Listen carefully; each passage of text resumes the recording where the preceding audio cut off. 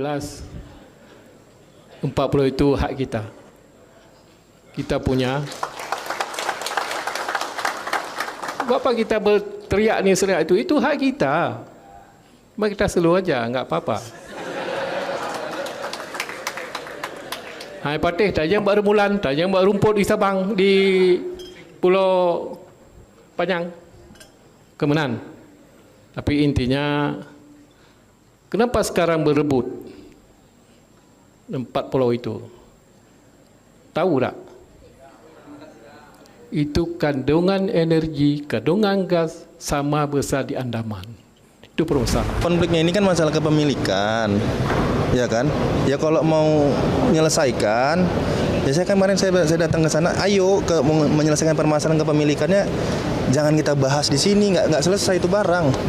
Kita bahas di Jakarta, ayo gitu. Kalaupun kita misalnya belum diundang, ya kita lah inisiatif kan boleh.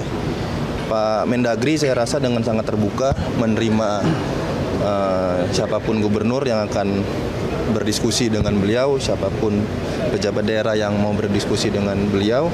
Saya rasa Pak Mendagri sangat terbuka. Jadi ya kalau mau bahas itu, ayo kita bahas sama yang memutus. Ya, baik Pusaka, terima kasih masih bersama kami. Mas Adi, tadi kita sama-sama mendengarkan statement dari Gubernur Aceh yang mengatakan, bahkan gini, kenapa berebut?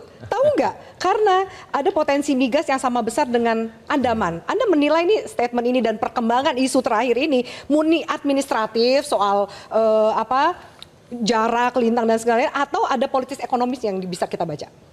Ya saya kira memang setiap konflik apapun itu tidak ada yang kebetulan, Afi ya. Konflik politik itu yang direbut karena ada presiden, karena di situ ada gubernur, bupati, wali kota, dan termasuk juga anggota dewan. Orang berani ribut dan berkelahi karena ada sesuatu yang diperebutkan. Jangan-jangan apa yang disampaikan oleh Gubernur Aceh itu yang menjadi persoalan yang sesungguhnya. Ada kekayaan yang tidak bisa dibantah terkait dengan energi dan gas yang kemudian membuat semua pihak tertarik untuk mengelola. Di dalamnya memang secara luas mungkin sepertiga dari GBK ya. Tapi kalau kandungan alamnya itu misalnya, kekayaannya itu sepadan dengan Andaman, saya kira itu tidak main-main. Di kampung saya di Sumeneb, di kepulauan banyak tuh, tapi tak satu pun ada yang minat untuk mencaplok atau mengambil alih. Atau geser gitu atau ya, geser kemana, karena kekayaannya tidak seberapa. Oleh karena itu saya menduga ada sesuatu yang memang menjadi perbincangan publik per hari ini. Mungkin karena kandungan energi dan gasnya itulah semua, sehingga banyak pihak yang punya intensi untuk mengeksploitasi, mencari kekayaan alam, juga tertarik untuk mengelola itu. Karena kalau kita runut secara signifikan ke belakang, terkait dengan huru-hara soal kepemilikan 4 pulau ini kan terjadi sejak 2008. Saat itu tidak ada polemik kok, tidak ada kekisruhan kok, dan tidak ada yang kemudian mempersoalkan soal kandungan, soal siapa yang lebih otoritatif untuk mengklaim ini. Baru-baru ini saja ketika ada putusan dari Kementerian Dalam Negeri, maka disitulah muncul titik sumber, oh ini ada hadiah, oh ini ada semacam ambil alih wilayah dan seterusnya. Apalagi ditambah oleh pernyataan dari Gubernur Aceh. Tahu tidak kenapa ini diperebutkan? Karena kandungan kekayaan. Itulah yang saya sebut sebagai titik bagaimana kalkulasi dan memanasnya soal klaim 4 pulau ini. Nah yang kedua sebenarnya Afi, kalau kita mau jujur, apakah bisa keputusan Kementerian Dalam Negeri itu dijadikan sebagai otorisasi yang bisa diklaim soal kepemilikan sebuah wilayah dan kepulauan? Tentu tidak. Mestinya dikembalikan kepada undang-undang di atasnya, undang-undang terkait dengan otonomi daerah. Dan itu juga yang disampaikan oleh Prof. Yusril sebagai Menkumham. Menurut saya menjadi penting, artinya jangan-jangan ini hanya pengkodean wilayah, soal letak geografis. Tapi secara prinsip sebenarnya ini tidak bisa dijadikan sebagai klaim soal apakah pulau itu dimiliki oleh Sumut atau Aceh. Makanya harus ditelaah kembali bahwa sebenarnya secara hukum, payung hukum apa yang paling otoritatif untuk mengklaim sebagai sebuah kepemilikan. Kalau keputusan kementerian itu dijadikan hal-hal yang sifatnya mengikat tidak bisa dibantah, ya saya kira akan begitu banyak persoalan-persoalan hukum administratif yang akan dipersoalankan kemudian hari. Karena kemudian Kementerian Dalam Negeri juga mempersoalkan terkait dengan keputusan Menteri 2008 saat itu, maka paling penting adalah Timnas ya, Rupa Bumi itu yang perlu dikumpulkan. Dari mana dasarnya? Kemudian menyebutkan secara administratif 4 pulau itu menjadi bagian dari Sumut. Kalau kita mendengarkan pernyataan dari Bang Muslim, Kita mendengarkan pernyataan dari Prof kita dari Prof Umam dari Syahkuala itu secara definitif, secara historis dan secara sosiologis itu 4 pulau tak ada kaitannya sama sekali dengan Sumut. Itu semua terkorespondensi bagian dari Aceh. Di situ ada kerajaan, di situ ada administrasi, surat menyurat, ada perpajakan. Dan secara historis sosiologis itu cukup dekat dengan Aceh. Bahkan saya baru hari ini sebelum OTW ke Metro ada namanya Forum Persatuan Mahasiswa Aceh Dunia nih, kirim ke saya. Intinya surat terbuka, termasuk juga disampaikan kepada Presiden, meminta satu secara administratif supaya hal administratif yang sudah diputuskan Kementerian Dalam Negeri ini dievaluasi dan mengembalikan 4 pulau ini kepada Aceh. Itu adalah suara namanya Forum Mahasiswa Dunia Aceh. Kebetulan jadi saya ini kenal isunya udah bukan mendunia. Isu lokal maupun nasional, sudah mendunia sudah gitu mendunia. ya. Saya agak kaget ketika yang mengirim ini adalah mahasiswa internasional, ada di Cina, ada di Hong Kong, kemudian juga ada di Singapura. Bang, ini sudah menjadi concern kita bersama. Ini menyangkut Aceh, ini menyangkut harga diri dan macam-macam. Saya agak sedikit ngeri-ngeri sedap ketika di Morsos muncul ada referendum lah, ada Helsinki. Ini kan mengaitkan bagaimana memori terkait dengan Aceh, terkait dengan perdamaian Indonesia 2025. Apalagi pernyataan Ketua Komisi 2 ya, Bang Rifki Kartayuda sama mengatakan hati-hati dengan persoalan ini. Bukan hanya persoalan administratif, tapi bisa berpotensi menimbulkan disintegrasi bangsa. Bagi saya ini statement nggak main-main, karena yang ngomong adalah elit, anggota Dan dewan. Anda lihat ada potensi jika tidak diselesaikan secara adil dan bermartabat, ada potensi ke sana. Karena kalau kita melihat secara umum, untungnya Kementerian Dalam Negeri itu kan terbuka untuk dievaluasi, untuk dikoreksi, dan untuk digugat. Tapi bagi saya secara prinsip, memang keputusan yang kemudian diambil alih oleh pemerintah mesti harus hati-hati. Per hari ini yang kita dengarkan adalah apa yang disampaikan memang tonsnya bahwa 4 kepulauan ini lebih dekat ke Aceh secara historis dan sosiologis, meski secara fakta hukum, secara administratif geografis itu lebih dekat ke Sumatera Utara.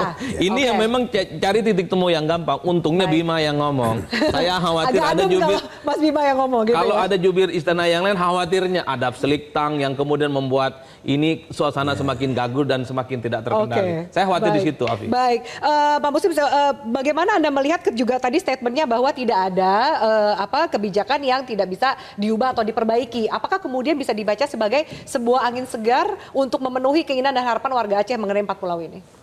Jadi gini, saya kan yang sayang ini kan Dirjen Adwil, Bang Saprijal ya.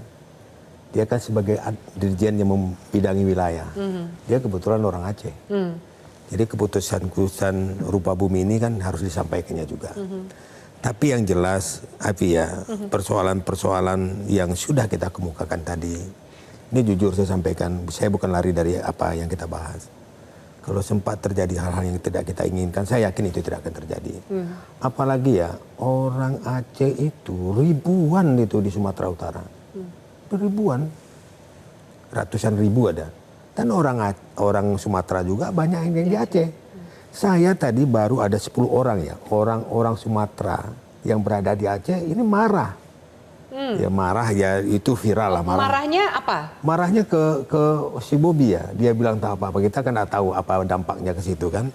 Cuman kan hal Marah ini. ke Bobi karena apa? Ya karena dia mengklaim juga, termasuk walaupun itu ada keputusan dari Menteri Dalam Negeri, secara nyata dia juga dari kesepakatan dia datang ke Aceh.